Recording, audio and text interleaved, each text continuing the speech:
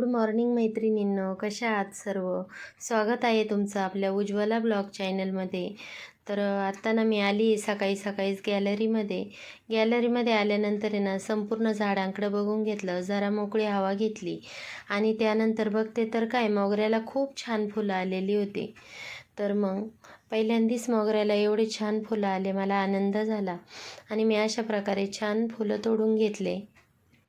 तर अशा प्रकारे ना आपल्या झाडांना छान छान फुलं आता यायला लागली. तर इथे ना जास्वंदीच्या झाडाला देखील आज पण फुलं आलेले होते, काल पण आलं आणि आबोलीच्या झाडाला पण थोडे थोडे फुलं यायला लागले. तर अशा प्रकारे ना थोडे थोडे फुलं ना येत आहे आणि घरात आपण लावलेल्या कुंडीतले फुलं जेव्हा येतात ना तेव्हा आपल्याला आनंद देखील खूप होतो. तर इथे ना या झाडाला पण आहे ना उन्हाळ्यात खूप फुलं यायचे, पण आता ना त्याचे थोडे फुलं ना कमी झाले. तर म्हटले चला आहे तेवढे मी घेतले काढून.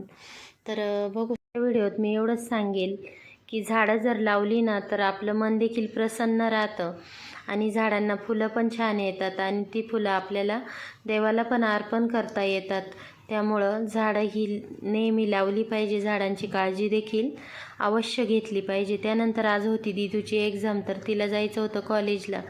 तिच्यासाठी सकाळी सकाळी नाश्त्याला छान अशा प्रकारे पोहे बनवले आणि मटकी ना मी नेहमी घरीच भिजवत असते. तर बघू शकता तिला पण छान मोड आलेले आहे. तर तिची ना सुकी मटकी मी बनवणार आहे. त्यानंतर मिशोवरून आहे ना मी झाडांच्या कुंड्या ठेवण्यासाठी हे स्टँड मागवलेलं होतं, तर ते देखील आलं. छान आहे स्टँड. आणि त्यानंतर आहे ना सकाळच्या जेवणामध्ये अशा प्रकारे छान शेवग्याची भाजी बनवलेली होती. त्यानंतर पापड आणि चपाती आणि कांदा, अशा प्रकारे छान असं सकाळचं जेवण होतं. आपले व्हिडिओ आवडत असतील तर जास्तीत जास्त लाईक, शेअर, सबस्क्राईब करा. पुन्हा भेटू नेक्स्ट ब्लॉगमध्ये. तोपर्यंत सर्वांना बाय.